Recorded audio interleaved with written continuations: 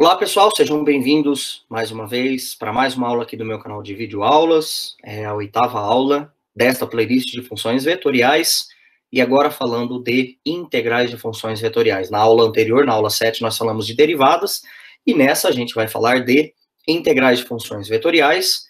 E antes de eu apresentar a bancada, o único pré-requisito que a gente, o único não, né, o pré-requisito necessário para se entender essa aula é saber técnicas de integração e o teorema fundamental do cálculo, né? Saber calcular uma integral definida ou como obter uma primitiva de uma função. Por quê? Porque essa aula, na verdade, vai ser até uma aula rápida, simples, a parte teórica nem é tão demorada.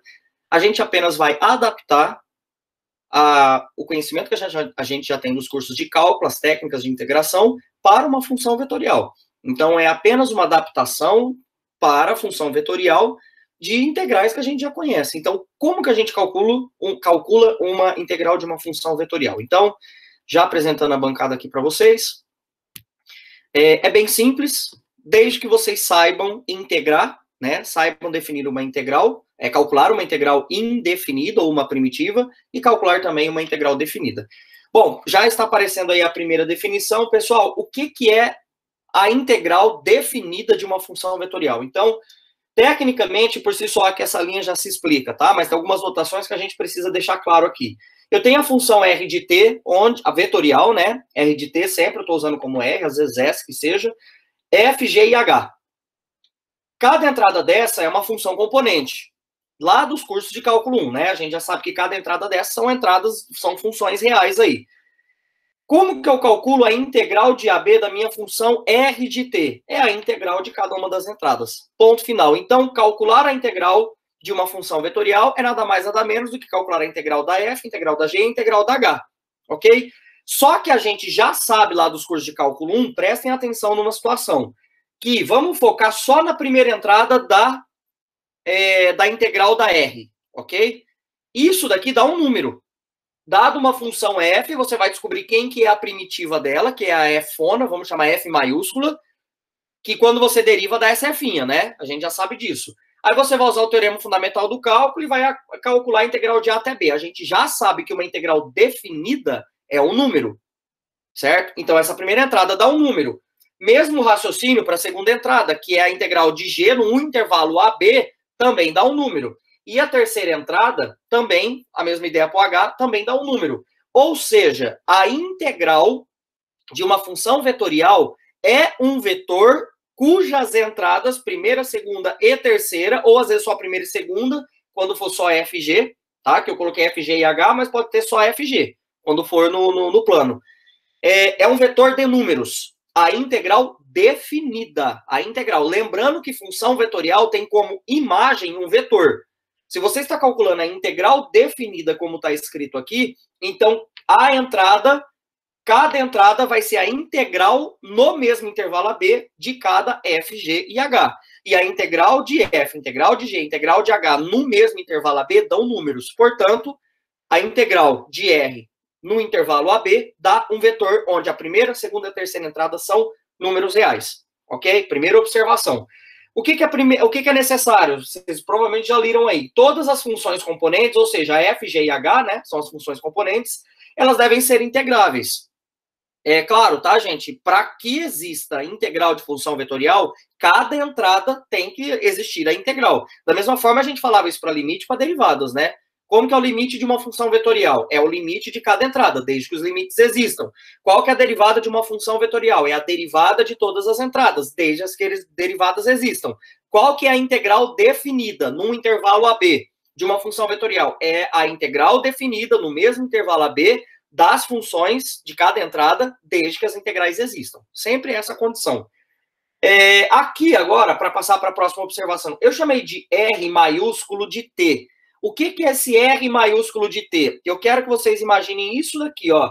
Se é uma função vetorial, certo? Isso aqui, ó, isso é um vetor igual a esse. Se a R maiúscula de T é um F maiúsculo, G maiúsculo e um H maiúsculo, então, tecnicamente, eu chamei esse R maiúsculo de T como sendo a primitiva, função vetorial primitiva desta R de T aqui. Que, no caso, significa que quando eu derivo a R maiúscula de T, eu tenho a R minúscula, a R'inha, vamos falar R'ão e R'inho, ok? Ou seja, derivar a R'ão, né, é a derivada da Fona, da Gzona e da Hzona, certo ou não? Das F, Gs e Hs maiúscula. E por uma questão de identidade, se esse vetor R'ão' é igual a esse vetor R'inho de T aqui no caso, se isso é igual a esse, então, esse vetor sendo igual a esse, então, cada entrada desse, da derivada desse, na verdade, né? Se eu vou calcular a derivada, a gente aprendeu na aula passada que a R'ão' de T é F'ão', Gzão', H', certo? Se esse cara linha tem que ser igual a esse daqui, então, F'ão' tem que ser igual a F'inho, Gzão' tem que ser igual a Gzinho e Hzão' tem que ser igual a Hzinho. Tá certo? Que é o que está escrito aqui. O que eu quero dizer é que a gente usa, lá nos cursos de cálculo 1, né? Eu vou fazer um rascunho rápido aqui, eu vou colocar como primitivo, mas daqui a pouco a gente vai entrar nessa definição já mesmo. Quando você tem lá uma função f de x dx, ó, pode ver que eu coloquei sem intervalo, tá? Isso daqui a gente falava que era uma fona de x, onde a fona de x dá a f'inha. Quando você coloca aqui no intervalo a, b, que é a integral definida, esse f'ão de x aplica-se no intervalo AB, né? Mas a fona de x, ela continua sendo a f'ão' igual a f de x.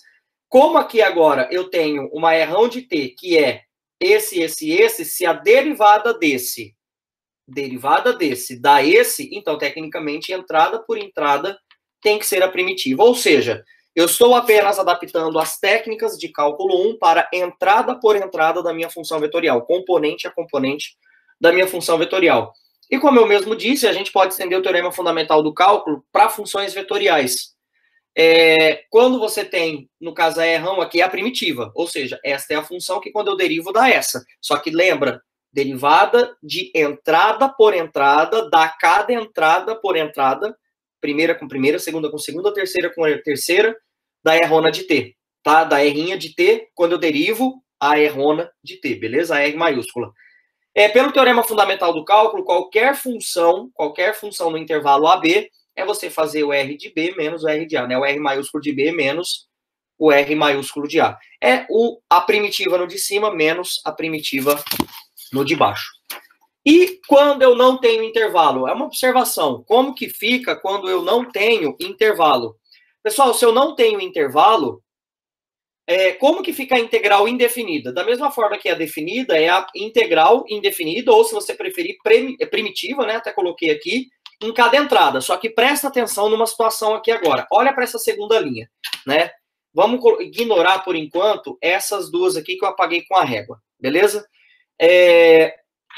Quando você calcula uma primitiva, sempre tem aquela questão de mais a constante. Mais constante. Então, exemplos lá do cálculo 1 de novo, ó. Sei lá, vamos pegar uma primitiva fácil, x² dx. A gente sabe que a primitiva dela, de acordo com as técnicas de integração, é x² sobre 3, mais uma constante. Se você tem lá 1 sobre x dx, isso aqui dá o ln do módulo de x mais constante. Quando você tem num intervalo AB, essa constante ela desaparece na hora do teorema fundamental do cálculo, tá certo? Ela desaparece. E aí você pega esse ln de x e aplica no intervalo AB, ok? Mas eu estou preocupado agora com primitiva, não estou preocupado com integrais definidas, a gente já definiu isso. Toda integral indefinida, toda primitiva é precedida de uma constante. E aí é onde entra que eu tenho a integral da f, a integral da g e a integral da h. E essa é a diferença que vai acontecer quando eu tiver uma primitiva. Aqui, quando você calcular a primitiva da f, você vai ter uma fona maiúscula que quando você deriva da f'inha. Só que tem uma constante junta.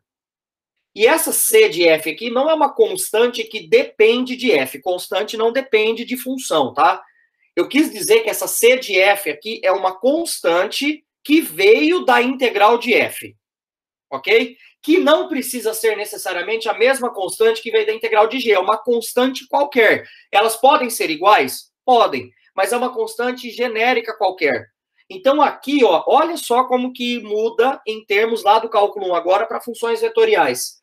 Quando você calcula uma integral, você tem uma constante para aquela função. Só que agora você tem 3 integrais em cada entrada com uma função diferente. Então, eu preciso identificar que na primeira entrada tem uma constante que veio da integral de f, na segunda entrada é uma constante que vem na integral de g, e na terceira entrada uma constante que surgiu de h. Isso daqui, ó, é uma soma em cada entrada, só que isso é vetor. VGA agora, vetores de geometria analítica. Quando você tem esse vetor aqui, ó, 1, 3 e 7, mais... Eu tô pensando em vetor com entradas numéricas, tá? 2, 4 e 5. O que você faz lá em VGA? Você pega esses dois vetores e soma, dando... Vou escrever aqui embaixo. Não vou somar, vou escrever assim, ó. 1 mais 2, 3 mais 4, 7 mais 5. Lógico, a gente soma esses números, né? 1 mais 2, 3, 3 mais 4, 7, assim por diante, beleza? Só que dá uma olhada. Da mesma forma que você pode pegar dois separados e juntar numa única soma, como é uma igualdade, você pode pegar uma soma e juntar em dois, e separar em duas parcelas. Ou seja, eu quebro 1, 3 e 7 mais 2, 4 e 5. Da mesma forma que dois separados, ao juntar, viram um único vetor, eu posso pegar um único vetor cujas parcelas, cada entrada é dada por uma soma, e separar em dois vetores e somando eles. Foi o que eu fiz aqui, ó. Aqui eu tenho f mais uma constante, g mais uma constante, h mais uma constante. Isso aqui é um vetor que eu tenho uma soma, e aí sim agora fica claro o que eu fiz aqui. Eu quebrei como sendo o vetor f, g e h, mais, olha só, um vetor de constantes. Isso vai dar quem? A rona de t, ok? Agora eu já posso tirar essa régua daqui e continuar aqui com a observação. Esse é o meu R1 de t, que quando eu derivo dá o R'inho. Porque afinal o R1 de t, quando eu derivo a Fona, derivo a Gzona e derivo a Hzona, eu tenho exatamente F'inho, Gzinho e Hzinho, que é a minha Rinha de t. Ok? Lá do começo do problema. Moral da história. Quando eu tenho uma primitiva, veja bem, isso é uma coisa que vocês confundem bastante quando eu estou lidando com primitiva de função vetorial. Essa constante que aparece, aí é natural, até aí ainda é natural para vocês, porque a primitiva de uma função é uma função mais uma constante. Só que esta constante que aparece aqui não é um número. Não faz sentido você somar um vetor com um número. Isso daqui é muito errado. Então, essa constante, vetor mais número, não tem sentido, porque aqui é uma flecha e aqui é um número real. Como é que você soma duas entidades que não estão compatíveis dentro do espaço que ela está lidando? Uma é um vetor, que está em V3, a outra é um número que é no conjunto dos números reais. Né? Não está bem definida essa soma nesses espaços vetoriais aí, né? Pensando dessa forma. Então, nesse sentido, essa constante que aparece aqui, ela é um vetor de constantes, que aí sim eu tenho um vetor de funções mais um vetor de constante. Aí sim, somar vetor com vetor está muito bem definido. Então, muito cuidado. Quando você trata com uma primitiva de uma função vetorial, esse mais constante que aparece no final não é um número, é um vetor de constantes. De forma que, se a sua função vetorial tem 3 entradas, esse vetor de constantes também tem 3 entradas. A primeira, segunda e terceira entrada são constantes quaisquer, ok? E se for f, g apenas, esse vetor de constantes é um vetor que tem 2 entradas, caso a gente esteja lidando com problemas no plano. Bom, terminada a parte teórica, bora resolver, então, exemplos direto, tá? Primeiro eu pedi a primitiva, depois eu pedi a integral no intervalo AB. Peguei aí uma função vetorial fácil de fazer as integrais, porque a ideia aqui é apenas adaptar com o que a gente já conhece. Então, pessoal, bora lá. Essas daqui são as funções f, g e h do nosso problema. Então, eu vou escrever aqui, ó, já vou escrever quem são a f, a g e a h. Então, a minha f de t é 2 cosseno de t. A minha g de t, ela é seno de t. E a h de t, ela é 2t. Ok? Essas são as funções que eu vou lidar aqui com o nosso problema. Bom, como a gente acabou de ver, ó, a integral da R é a integral a primitiva, né? Que é o que primitiva, eu falo integral, definida, indefinida, automaticamente já fica subentendido que essa aqui é indefinida. Então, a integral indefinida é a integral indefinida de cada entrada. Então, bora fazer isso daí. Eu vou calcular a integral dessa, a integral dessa, a integral dessa e montar o vetor dado pelas integrais. Então, a primeira que eu vou fazer aqui é a integral da f de t dt. Quem que é a integral da f? A gente acabou de ver que a nossa f é 2 cosseno de t. né? A primitiva, a integral indefinida. A integral do cosseno, derivada do seno é cosseno, então dá seno positivo. Com esse 2 vai jogar para fora. Essa integral dá 2 seno de t. Presta atenção, como é uma primitiva, agora eu fui lá para o curso de cálculo 1, tá? Lá para os cursos de cálculo da vida. Essa integral de f, ela necessariamente tem uma constante, porque isso aqui é cálculo. Só que eu vou calcular uma integral de g. Então eu vou colocar, igual está na minha teoria, que essa constante surgiu a partir da função f. Tá certo? Ela surgiu a partir da função f. A integral de g. Agora acho que eu já posso adiantar serviço, porque a ideia é repetir para as duas funções g e h o nosso raciocínio. A integral do seno, derivada do cosseno é menos seno, então dá menos cosseno de t, mais uma constante que surgiu a partir da função g. E, por fim, a integral de h de t dt é a integral de, quem era 2t dt. Essa integral aqui, ela dá t ao quadrado, né? É a primitiva, é só vocês jogarem o 2 para fora. A integral de t é t ao quadrado sobre 2, corto 2 com 2, só sobra o t ao quadrado, mais a constante que surgiu de h. Logo, quem que vai ser a nossa integral primitiva, né, a integral indefinida de r de t dt? É o vetor formado por, prestem atenção, eu já vou fazer separado. Eu vou pegar primeiro o vetor de funções e depois a constante. Então, isso aqui vai ficar 2 seno de t, que é a primeira entrada, esquece a constante por enquanto que está aqui, tá? Menos cosseno de t e t quadrado. Menos cosseno de t, t quadrado, mais o vetor de constante CF, CG e CH. Da minha teoria, esse cara aqui é o R maiúsculo de t. Se eu derivo esse cara, eu obtenho a R dada a inicial do meu problema. Beleza? E derivar esse cara é derivar a entrada por entrada, vai dar exatamente esse cara que está aqui. Beleza? Então, ó, 2 seno de t, a derivada do seno é cosseno, então fica 2 cosseno. Bateu. Menos cosseno, a derivada do cosseno é menos seno, com esse menos dá seno. Tô pensando nessa daqui, ó. Tá vendo que bate, né? E a derivada de t ao quadrado é 2t. E esse aqui é o vetor de constantes que eu coloquei agora há pouco na teoria. Fechou? Bom, partiu para o item B agora. O item B, ele pede para a gente calcular a integral definida no intervalo de 0 a π sobre 2. Então, se essa integral vai no intervalo de 0 a π sobre 2, pessoal, a integral de uma função vetorial, ela funciona definida, funciona exatamente como sendo uma função lá dos cursos de cálculo, uma função real. É só eu pegar a R de t pelo teorema fundamental do cálculo e calcular isso no intervalo de 0 a π sobre 2, ou seja, eu calculo o R de π sobre 2 menos o R de 0. Ok? Essa é a conta que a gente precisa fazer. Bom, isso aqui é teorema fundamental do cálculo, tá? Lembrando que esse R aqui não é uma função real, e sim a função vetorial, que a gente acabou de encontrar aqui no item anterior. Quem que é o R de π sobre 2? Agora, isso aqui é lá nas primeiras aulas. É só substituir o t por π sobre 2. Né? Então, fica 2 seno de π sobre 2. Vamos colocar os valores aqui antes de calcular, para ficar mais claro o que eu estou fazendo. Cosseno de π sobre 2 e π sobre 2, tudo isso elevado ao quadrado, tá? Então, ó, é t ao quadrado, t é π sobre 2, então π sobre 2 ao quadrado. Menos 2 seno de 0. Cuidado, tá? Com os valores seno de 0, cosseno de 0 e 0 ao quadrado. Agora é só abrir essas contas. Abrindo essas contas aqui, a gente vai obter... Pessoal, seno de 0... seno de 0 não. Seno de π sobre 2 é 1. Então, isso aqui vai dar 2 vezes 1. A primeira entrada dá 2. Cosseno de π sobre 2, sim, esse é 0, então dá 0.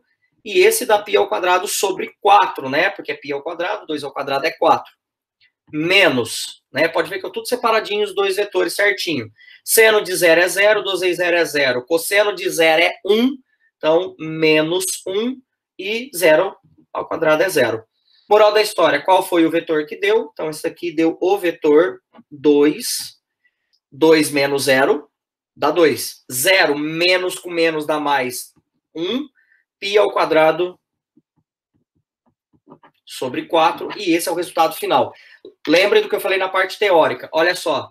primitiva dá um vetor de função mais um vetor de constantes. Integral definida de função vetorial dá um vetor de números. Cada entrada é um número real, ok? E só fazendo mais um aqui com uma outra notação, que aparece muito mais esse tipo de notação por J e JK, no caso, né? Em problemas físicos, tá?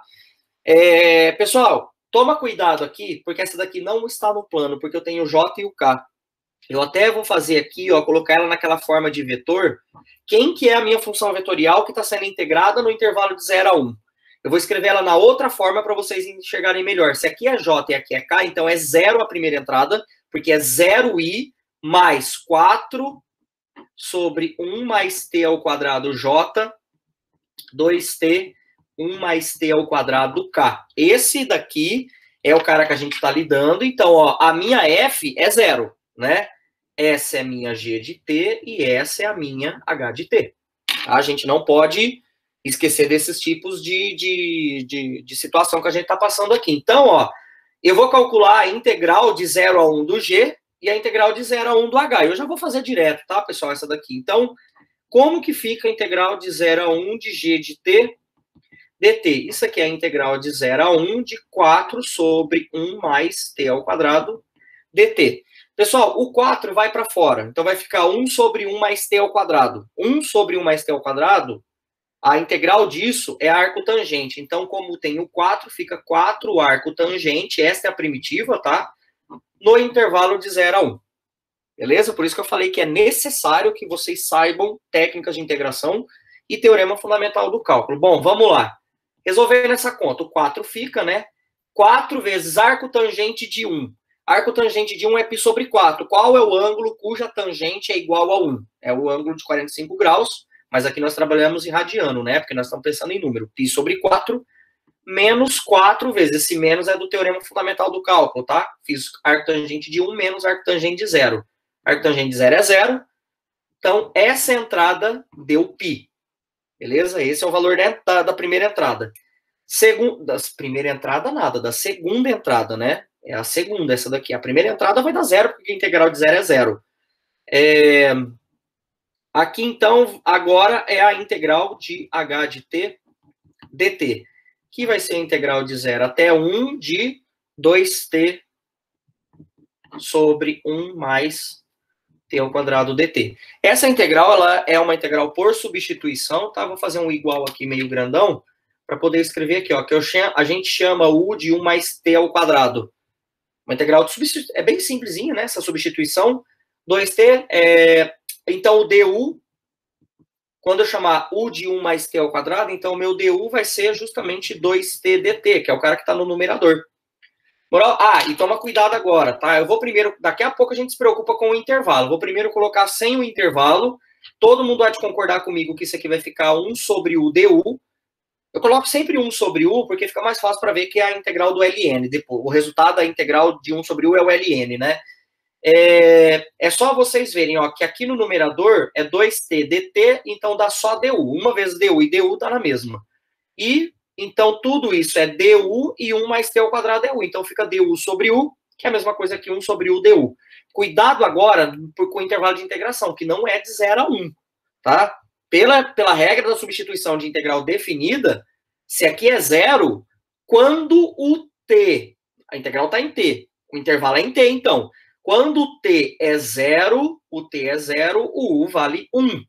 Quando t é 1, 1 ao quadrado é 1, o nosso u vale 2.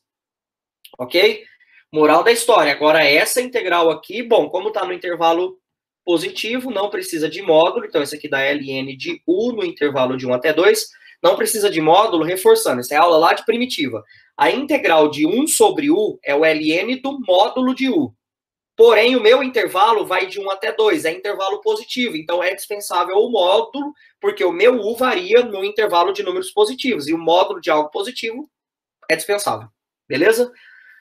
ln de u, pelo teorema fundamental do cálculo, isso é ln de 2 menos o ln de 1. ln de 1 é 0, portanto, isso deu ln de 2. Portanto, terminando o nosso problema, vou até colocar nessa anotação aqui, tá? Ó, do início do problema, vou colocar nela para ficar mais claro para vocês. a integral de 0 até 1 de 4 sobre 1 mais t ao quadrado j mais 2t sobre 1 mais t ao quadrado k dt, lembrando que esse j e k é só para identificar qual é a entrada da r de t, tá? Ela vai dar qual vetor? Bom, a segunda entrada é essa, a terceira entrada é essa, e desde o começo do problema a gente já sabia que a primeira era 0. Então vai ser o vetor 0, segunda entrada é π, terceira é ln de 2 e Zfn nesse nosso problema também, certo? Bom, pessoal, com isso eu já encerro essa aula de integrais. Vocês perceberam, como eu falei na parte teórica, que era exatamente a ideia de apenas aplicar as integrais em cada uma das entradas. Tome muito cuidado, observação final, reforçando. Quando você está lidando com uma primitiva, não tem intervalo de integração, é uma primitiva, uma integral indefinida, sempre vai ser uma função vetorial mais constante, porém esse vetor, essa constante não é um número, e sim um vetor de constantes, que acompanha a dimensão da tua função vetorial. Quando eu falo dimensão, se a sua R de t tem 3 componentes, f, g e h, o vetor de constantes vão ter 3 entradas. Se a sua função vetorial R de t tem 2 entradas apenas, f e g, 2 componentes, f e g, então o vetor de constantes vão ter 2 entradas, 2 constantes. Ok? Então, grande abraço, nos vemos nas nossas próximas aulas. E já praticamente caminhando e encerrando já essa playlist, estamos caminhando já para os nossos finalmente. Então, valeu, galera. A gente começa a ver a partir das próximas aulas algumas aplicações e aí encerramos nossa playlist de funções vetoriais. Grande abraço, nos vemos em breve.